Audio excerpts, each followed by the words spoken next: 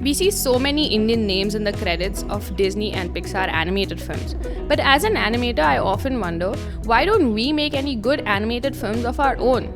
Join Anurag and I on this week's episode of Padhaku Panda as we delve into the world of Indian animation. I feel like the reason why people are so moved into have completely moved into that house of mythological storytelling is because it's ready, magical realism. Because see now, like if you see Chhota Bheem, it's all regular things happening, but Chhota Bheem is there to save the day. So it's become like a superhero genre where he has superpowers because he's Chhota Bheem. Just for context, in case you've been living under a rock and don't know what Chhota Bheem is. Impossible. That's impossible. I refuse to believe it. You're lying. There might be some people who actually don't know what Chhota Bheem is. You know, those people who don't have any kids or something like that. You know, like it is by far. Do you have kids? No, but we are animators, Soumya. No, everybody knows what Chhota Bheem is. That's impossible. Chhota Bheem is thrown in your face everywhere you go. Actually, what we'll do now is we will now see, we'll put up on screen all Chhota Bheem products you've probably been thrown at your face, right? At least 45, 55, God knows how many, man. It's like enter shop and like you'll see a Chhota Bheem product. Something that you can buy for your child if you have them. Yes. That is Chhota Bheem related. It is available. So Chhota Bheem is like this animated character who's like a small Bheem, which is weird. So here's the thing though. Essentially, it's like baby Superman. It is a superhero animated show, correct, but it is Bheem. So Bheem is a super powerful super man. Strength. Man. No, they Hulk? give him Hulkish? anything though. They give him any superpower based on convenience. It's not like it's not anything particular. It's just like Bheem can do anything. But here's the thing. If anyone has known Mahabharata at all, correct, right? Bheem is supposed to be the brawn of the Pandavas, correct, right? Because he's like big, he's muscular, he's bulky, he has strength, right? So that's where I assumed this Chhota Bheem concept came from, ki he will have super strength. But they have everything. Like Bheem is also smart, Bheem is also this, Bheem is also that. So I read this analysis of Chhota Bheem. Actually, it was a very interesting paper that someone did, ki why do kids like Chhota Bheem? Or like how many people are into Chhota Bheem actually? Why is it running? But indeed? They describe Bheem as has Bheem's name, has Arjun's personality, and is a weird mix of Yudhishthir, Nakul and Sahdev when it comes to his brains. And is also kind of Ram because he has Sita, essentially his best friend, the woman, the girl in that Chhota Bheem series, and has a monkey friend who's Hanuman, essentially. So it's like everything. So Bheem is like the one supreme mythological creature. Here's the thing. So either you lean into the mythological aspect and create something, or you create something new, or you create your version of it. This is just a mess. It's a big mess. Also, by the way, there is a Chhota Arjun also. So there is like a Chhota Arjun. So does Arjun have Bheem's personality? What is happening? I don't know why, but I don't know, man. I think Chhota Arjun is just like he knows how to do archery. No, man. That is probably it's a spin-off series now. It's a whole thing. And he's also just like a Bheem. But here's the thing. Have you noticed that so Chhota Bheem started as a 2D animated series, right? Correct. So if anybody doesn't know what 2D and 3D animation is, again, what are you doing? But so 3D animation is where you can actually see dimensions. Like, things are available in 3 dimensions. We'll put up a photo, like 2D. Comparison. 2D and 3D. Yes. That's what 3D. So Bheem started, Chhota Bheem. Pixar is mostly 3D. And the old Disney films are 2D, like old Lion King. Old Lion King. That's a good way of putting it. Yeah. So, Chhota Bheem started as a 2D animated series or whatever. And then it has a 3D version now, which is available on Netflix and all if your children want to watch. If you want to watch, you should definitely check it out. But there is a Chhota-er version of Chhota Bheem. Like now there's a baby Bheem also. Oh, there's a baby Bheem. I swear to God, guys, are you running out of ideas? Come to us. We will give you ideas. No, here's the thing. Nobody cares about ideas. So let's roll back the clock a little bit. The thing is, when the entire story of Indian filmmaking started, right? One of the first stories we explored was our mythology. Right. And here's the thing.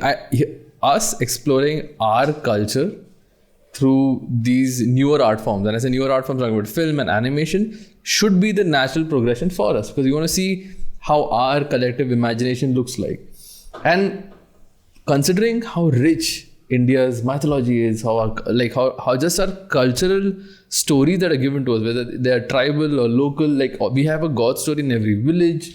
We have so many interpretations of Rama, and we have so many interpretations of Mahabharata. There's so many characters, so many deep stories, right? And what would have been great is, first of all, you do say an honest or like a different, like all these different variation stories, which you do them honestly, without cutting out the ucky parts, man. Like, so here's weirdly what's happened is, we do mythological stories, but we weirdly sanitize them. So we are not being we're not being true to those stories either. Exactly. So not being true to those stories. And then we realize, wait a minute, instead of coming up with new concepts, as long as we, what actually happened is, like, they are like, hey man, as long as we brand it under the religious bandwagon, it's more palatable to the parents that the children are watching this. Yes, exactly. But it has nothing to do with mythology.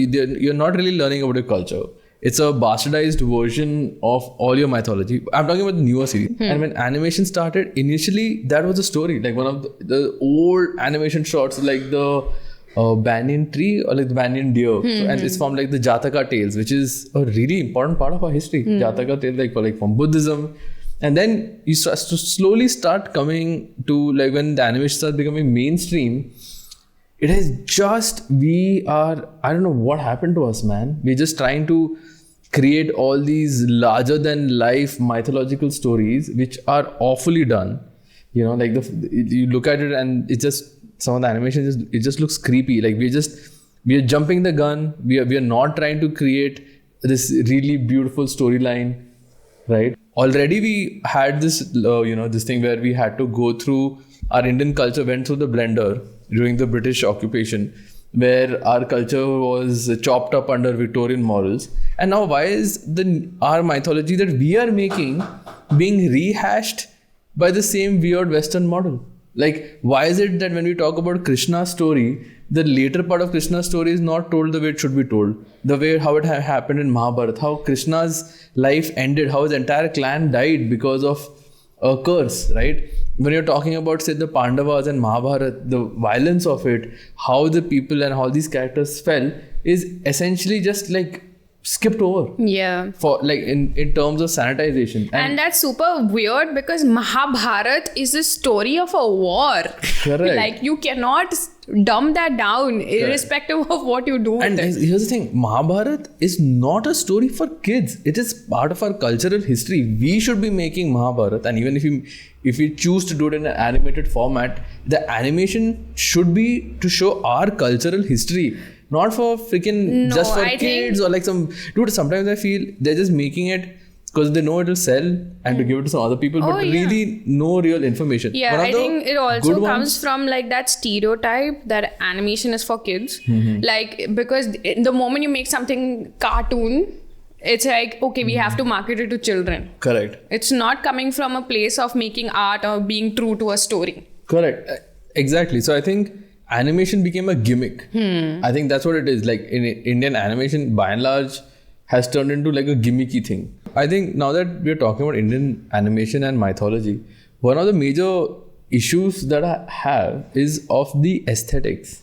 Like the aesthetics we use to tell our stories feel almost borrowed. Yeah. Like very few stories actually go into the detail of really building the backgrounds and a history. You know, weirdly enough, one of the cool 2D animated films that really was, there was this India-Japan collaboration. Yes, for my Ramayana. favorite. The Legend of Prince Ram. Correct. Oh my God. Beautifully done. It was great. It's so beautiful. It's and it really doesn't pull punches in its storytelling. And they did a very good abridged version of the Ramayana. Like they had all the main things. Like they did not pull back on the trauma. They did not pull back on anything. They clearly showed the parts where there was distress. They clearly showed like the parts which were skipped over, like Jatayu's death and things like that. Weirdly enough, now we're going to have a very weird segue with Indian animation and taxation. And you're like, what? What is the correlation here? So here's the correlation, man. So India, on paper, we have had hundreds or like I don't know how many of collaborative films, animated films made. Okay, that's supposed to be Indian with another country we have done and we have made like a film together. The only real collaboration was India-Japan, the first one, that is Legend of Prince Ram, right, in 1992, where we made this amazing, story of Ramayana. It was beautifully done. I think we should put up some frames, man, just to see how, how wonderful it was. But after that, it has only been used for tax rebate. Whoa. None of the films look at this. After that, it's Sinbad, Beyond the Veil of Mist, Alpha and Omega, Gaturo. That is Spanish, man. The thing. The Prodigy, The Swan Prince of Christmas, Save. Like basically all European, you would say B grade animated films, the direct to video category, were all produced. Like essentially we have produced the world's entire section of that animation. Of international animation. Correct. Yeah. At least on paper.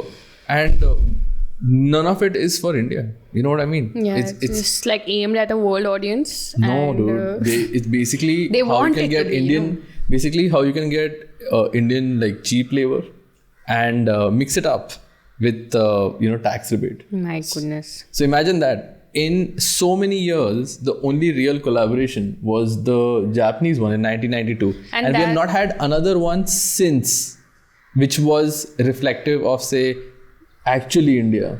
Dude, but you know what happened with that film also, right? It was a big mess. Like it happened. It was decided. They decided to make it in relation to like I think some anniversary of some diplomatic relations between India and Japan, something like that. And Yugo Sako, the animator who was the Japanese animator who decided that he wanted to make Ramayana in an animated form. Correct. He was going around India because he was doing a documentary on people who have researched the Ramayana, like. Correct.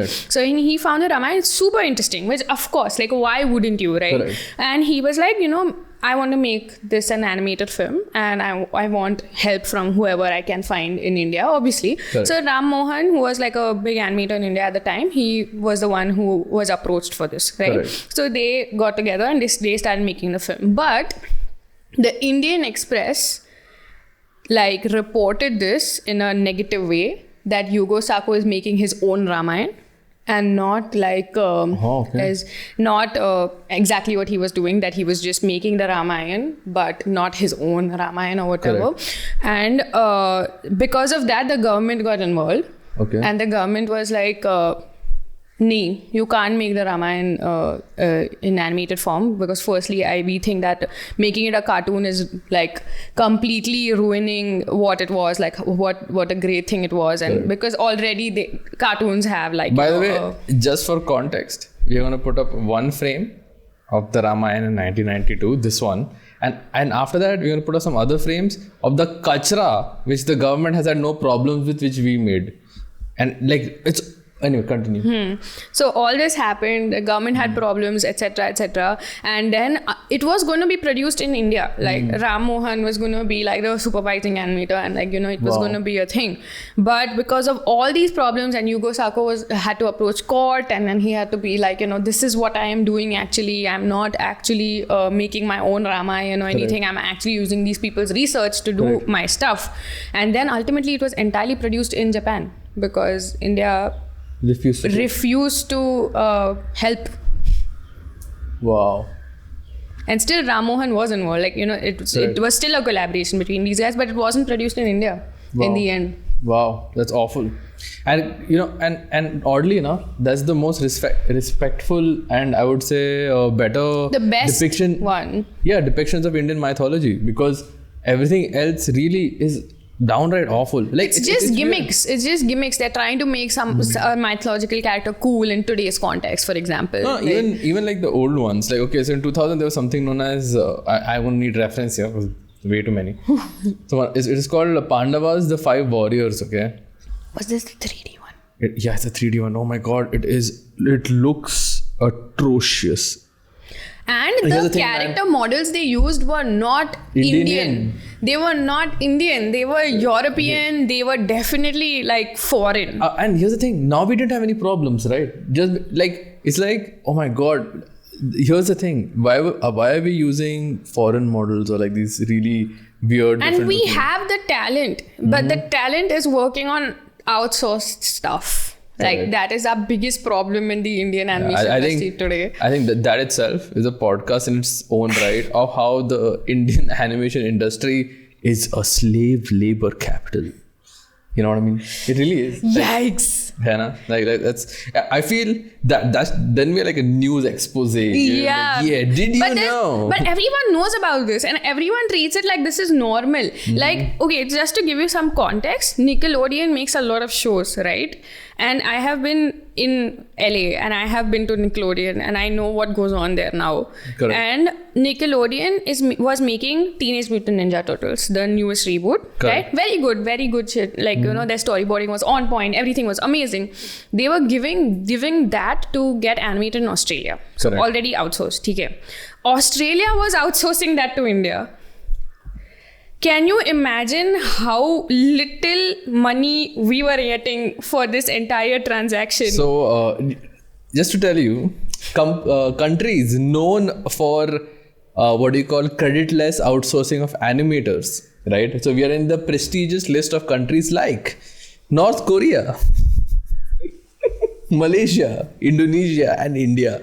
So India actually comes, this is one place we are just like North Korea. Did you know North Korea also has slave animators? And even so here's the scandal, okay?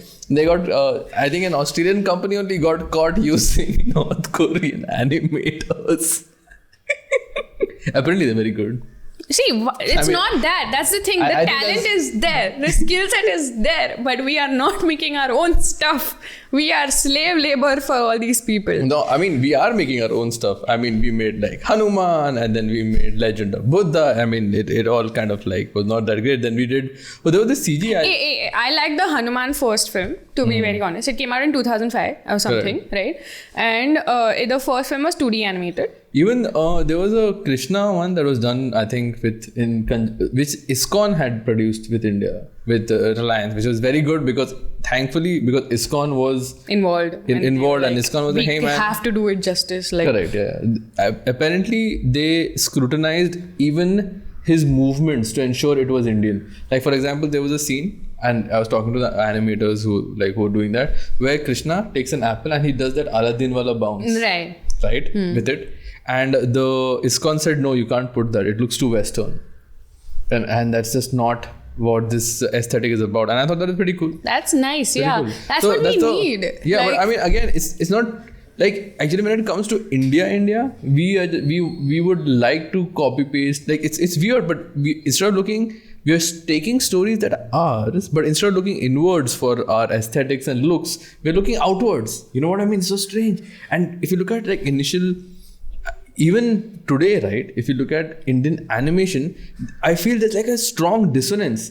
Like a lot of it looks Western, you know what I mean? And it's delivering Indian content. Correct. And it's confusing because I feel this is what happens, animators, if you are freaking referencing only Western content. Do not do that. Actually, you know what, man? I leave the animators out of this. It's probably your producer. Yeah, they're showing you a reference. And yehi chahiye. And we cannot live without it. Whoa. Hey, man. What do you call?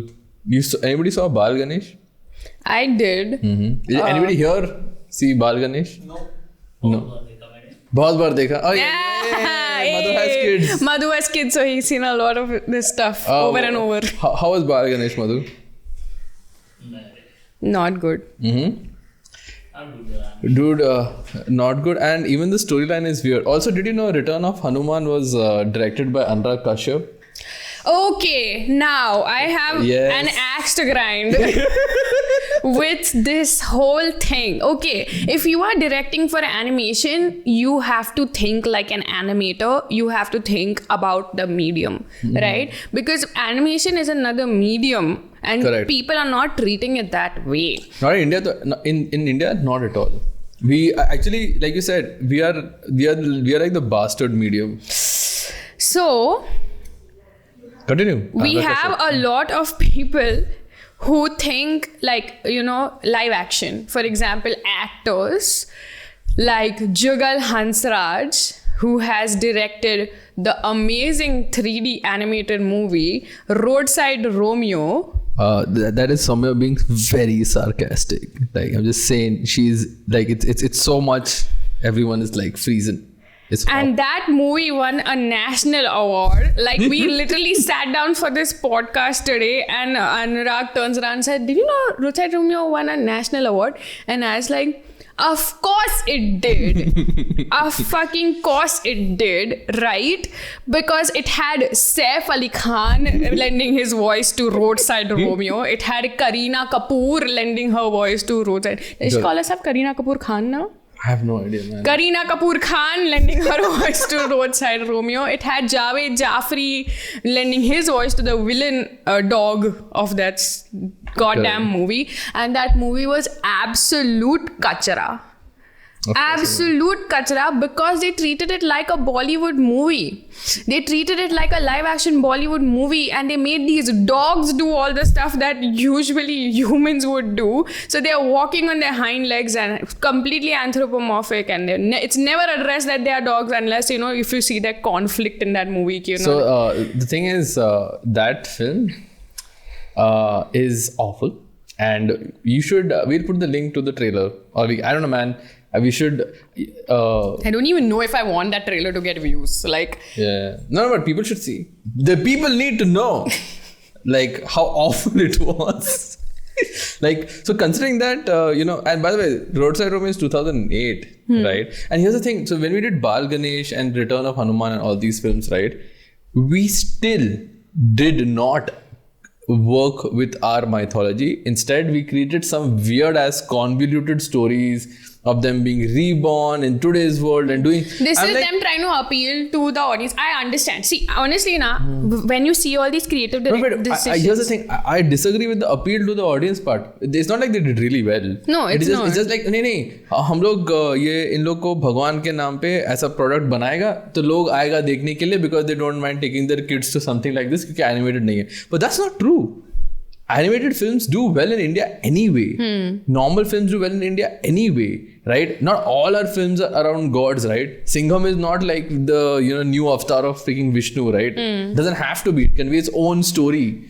Like, all films can have its own story, guys. How fucked are we if Singham is the 10th avatar of Vishnu? If it had been. I'm just saying. Wow. That's another podcast. Our direct cultural history becomes the low-hanging fruit in terms of like immediately creativity-wise. That, hey man, these are stories that are already there in our collective consciousness. We can animate them. Even those stories are not being used. I'm saying, you know what? I'm actually telling like, hey man, we should double down on our mythology and storytelling and use it right. Use it correctly. Use the stories to our advantage. Here's the thing. So, I don't know about like using it correctly or badly. There's going to be a phase, right? I'm just saying use it. Like, I'm saying let's get out there and be like inventive and tell the story that actually belong to our culture. And we need to really, really, really, in my opinion, like stop looking at it through a Western lens. Like, there's this really weird preoccupation in which we want to like put it in like this oddly, like, it's some of this animation has to use like the same conventions that have come from the West. I understand animation was born in the USA. By the way, that's where this whole medium was born. It was born in USA. Made its way to India in the 50s, 60s. Yeah, 50s, 60s. So it's that new. In the 50s is when animation really started becoming something by the 80s and 90s.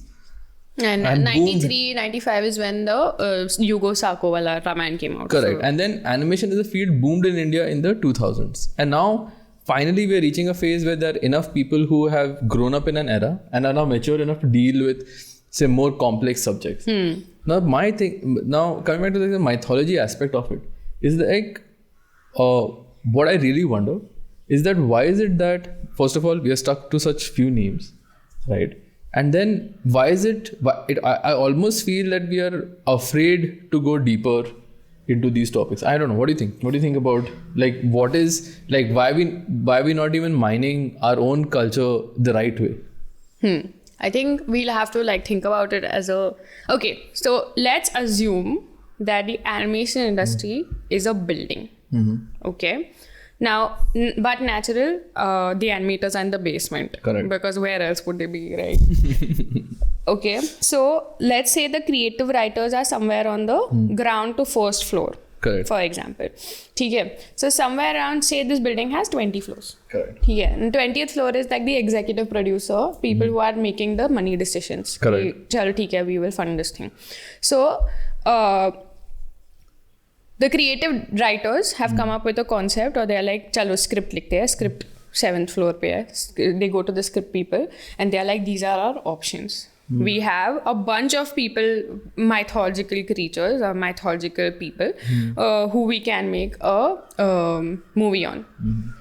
Then they have a segment where they are like, okay, these are the people already know. Correct. And then these are the people that people don't know, but they probably should know about. Correct. Okay. So Krishna, Hanuman, all these people go into the side where people already know. And then other people who they probably don't know, like Shurpnakha.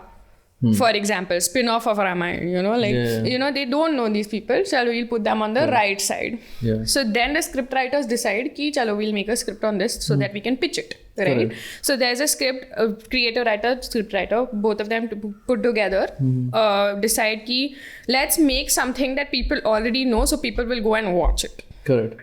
Because why do people want to know anything new? Correct. Right? So they choose something like Krishna or something. So basically your what you're trying to say is that it's mostly based on the fact that people who are making the decisions have no context to the creativity aspect. Correct. It's like there's such a big divide in between the people who are actually doing the grunt work and actually coming up with the idea. You know what I feel? When it comes to mythological storytelling, instead of the executive boardroom, they should be grandmoms. And I'll tell you why. Because I remember how my grandmom told the stories of Indian mythology. It was not linear. It was this weaving, beautiful, complex story where in between it would follow one story of one character for a bit, right? For example, in the Ramayana, when my grandma was telling me the story, and it was every day, she would like sit me down and tell me part of the story when I was a kid. I remember we just segued into Sugri's story. Sugriv and exactly, Vali, because they're all interconnected. Like it was so beautiful. That whole segue into this whole complete different part of Ramayana. If you actually thought just the story of Hanuman, Sugriv and Vali is a film. It's a film. It's a series. It's so intense and it's an important part of the Ramayana actually. Exactly, and my grandmom spent so much time with it. So here's the thing. So one is you're making commercial cinema, and I get it, that's for money. And I see the people on the 7th floor are trying to pitch this to someone on the 15th floor who will take it to the executive people who are going to make the decision. So already the executive people are not getting the entire, it's funneled down for them so that they understand what do they have to gain from it. Correct. And that is where all the kachara is happening. Correct. Like already the creative directors and the script writers have like pushed some stuff aside because they know that the people who they are pitching to are not going to accept this stuff only. So matlab, there is no point in pitching something that is not going to be taken seriously. I actually feel it's also, like I said, I feel that boardroom really does need grandmoms because they actually know the stories. I feel the people sitting are mostly men in those executive rooms, and they have come from our totally Western education line, 100% studied abroad, or maybe. And they're all MBA holders and all. None of them are artists. None of them are. No. Let them be MBA holders. But my point is, most people who come through that line probably do not have any detailed knowledge about our own, because our education system is built like that you will not have enough information or knowledge of your own culture, in the sense that your mythology and all, like the mythological study, which is understanding where are these sort of cultural stories and histories come from, is not taught to you. So it's natural that even those people in MBA just know the main names, right? They don't know anything more about your own culture. So that's why I think that dissonance is there. You need to have an expert, and who's a better expert than your grandma who knows all them stories. Man, so I feel it's so crazy that there's this entire generation, right, of like us who have this oral tradition of storytelling where the stories came through your grandma telling them and you listening to them, and I'm lucky to have had that. Right. But now that families are splitting, right? then most of the kids are not getting these stories from their grandmothers or like from the older generation. And the only source now has become these animated films. So now I feel... Oh my God. So I fear that the new kids, right, will never get this kind of detailed story that I got. Because the modern this thing is oversimplified. Because of course it has to fix the medium of animation. And also people are not really exploring all the stories. It's just not there, you know. Like for example, what I would like is, I feel Amar Chitrakatha should be allowed to make its own animated series. Yeah, because Amar Chitrakatha actually went into such detailed, I mean, obviously they were abridged versions of everything. Like they were like 20-page comics. Does everybody know what... I feel everybody should know what Amar Chitrakatha is, but if you had to explain... No, actually. So I was trying to talk to my boyfriend about Amar Chitrakatha and he did not know what it was. And it blew my mind how... Okay, never mind. But Amar Chitrakatha is like a series of... it's a company that started off... Yeah, that started off with just making comics, like one-off comics. But they went completely dived into the same market that this animation industry is diving into. But they made something completely different out of it, which is... just goes to show exactly what we are trying to talk about. That you can take the same material and make something even better than what you are making right now. So Amar Chitrakatha, what it does is, they do only mythological stories and stories of India, but it's completely accurate. Like they go into the details, they really research their stuff. So if actually... a lot of mythological stories are told honestly and cleanly as much as possible in Amar Chitrakatha. Yeah, absolutely. And they do this thing where they have a book on Sugriv. They have a book on Wali. They have a book on all these side profiles that are not explored in animation as much. And that will give you such a clearer whole picture of what's going on in the Ramayana. So they have they have one on even like Bhagat Singh and Indian freedom movement and they also have Jataka tales and Panchatantra and all. So like they are completely invested in Indian stories. Correct. But they do it. But they didn't. Here's the thing. So that kind of animation never made it out. But whereas even that content is essentially for kids and young adults. Yeah, because they are highly abridged stories. I'm not saying that they are doing like Sugriv, they're doing full justice to Sugriv. ऐसे नहीं है. But you know exactly what happened. All the points that happened in Sugriv's life which affected a bunch of other things in the Ramayana immediately. Correct. If you read Sugriv's Amar Chitrakatha. Correct. So I'm saying, so there you have it. So you have one publisher, like the Amar Chitrakatha.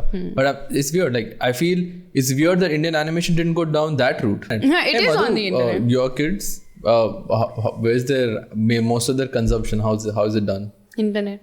Right now, internet. Internet. YouTube and Netflix and all.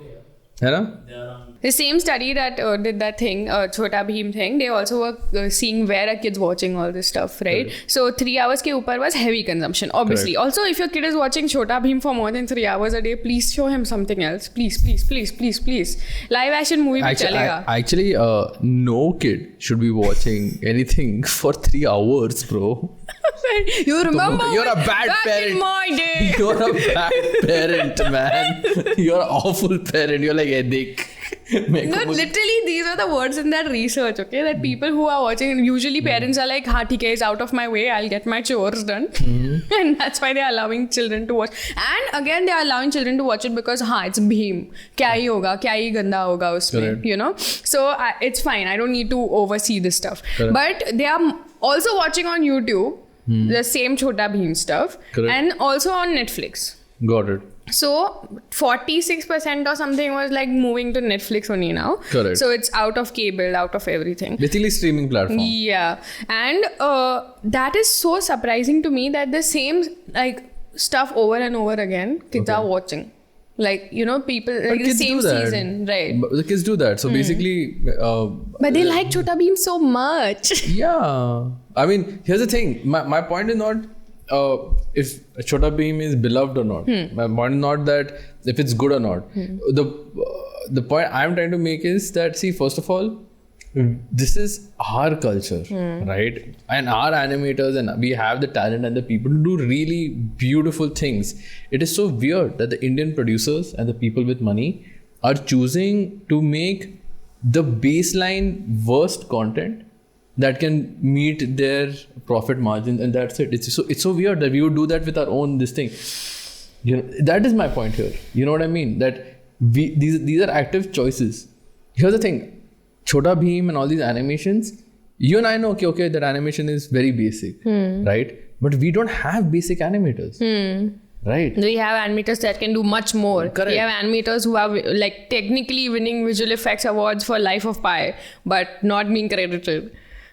Well, that's a whole different thing. But we do have the talent. That's the point I'm trying to make. There's skill, there's talent. We do have it. It's just wasted. Correct. Because of all this. Yeah. All this politics.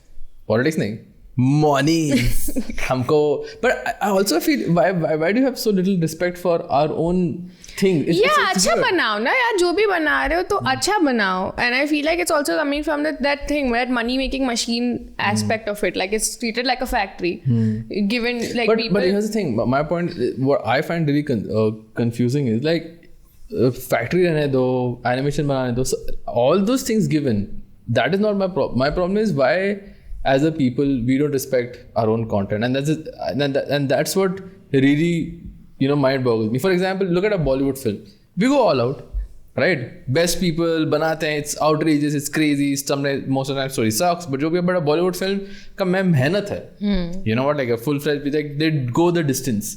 Why are we not going distance with animated films? You know what I mean? It's like nahi, isme return nahi hai, isme ye nahi. Yeah, return nahi hai was like such a big part of like all my reading. So let's go.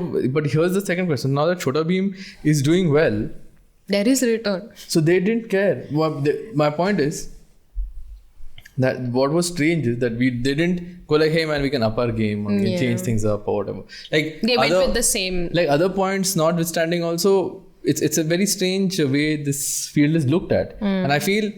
Although I feel like things are changing, and I hope in the in the future we do like amazing content, because I feel that, and also I think as technology is changing, more animators are freeing themselves of having to be stuck working in a studio. So I feel that we might be looking at some awesome new content that will be more in line with our our culture. Because I feel it's so weird because. We have to start looking and valuing our own culture and what we do and our own stories. And I think that's the biggest, if anybody has any takeaway from this, I think we need to stop seeing all of this as quote unquote lowbrow, but actually paying attention ki bhai, after all, ye to hamara hi hai na. Yeah, it's an art form. It is a medium that you can use to tell an amazing story. And we have amazing stories that are not being told right. And just take what you can from this. Yeah. But man, I feel, I think in this particular one, we have like spoken a lot about, say, what animation is, what's not working, and how all of this is coming like in from that strain. But I feel I feel my positive takeaway from all of this would be that things are definitely changing. Things are changing. Like I know that this is more of a topic of discussion now that people are talking about this, and that's always a good sign. Like the fact that we also are talking about this on a podcast, and there are other people who definitely share our viewpoints and share our concerns for this medium and for this art form, and like what we can do with it. Indie film companies and production houses are making like good content, putting their stuff in festivals, which is a great like initiative. But considering that these are still indie companies and are mainstream, we will get there. We will get there. Cool. I think that's what sums it up for this particular thing. You have anything else to add? Just respect our stories. That's all. Wow, man, this was a surprisingly very deepish dive into very Padhaku Panda. Into like the whole animated circuit. Yeah. I don't know. Please let us know what you thought about. Was this new information? Do you think Indian animation is great? Do you think there's what is your favorite film? Is there any film that you particularly remember from your childhood? You do not agree with us on something. Correct. Yeah. Hey, you totally are Padhaku Pandas, man. You disagree? We'll answer. We'll take that up. So that's what we do. We discuss shit. So yeah. So I mean, it's interesting. I would like to know what you guys think about like which animated films make impact in your life. What what you thought was awesome or great, or we thought like, okay, we didn't talk about, and maybe For we can sure. address it later. So yeah, and as always, subscribe to our channel. Yeah. Like, subscribe, hit the bell button. You'll come to know every time we upload a video, and new episodes every Friday. Yeah, that's true. Wow. Yeah, you know how to pitch, man. You are our pitcher. I have reached the top floor. Exactly. Top floor content here, guys. Top floor content. Ciao. Peace.